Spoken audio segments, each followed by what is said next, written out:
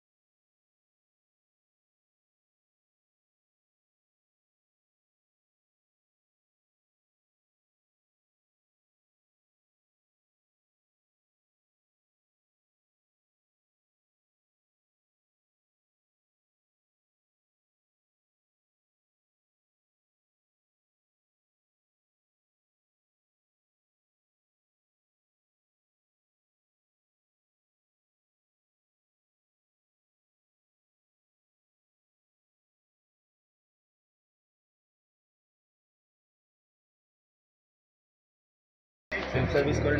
Lift চালালাম। Just লাগেজগুলো বের করছি।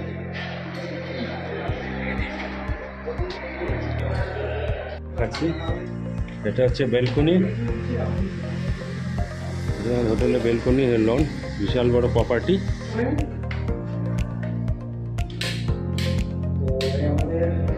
এটা হচ্ছে টয়লেট, বড় সড়োই আছে।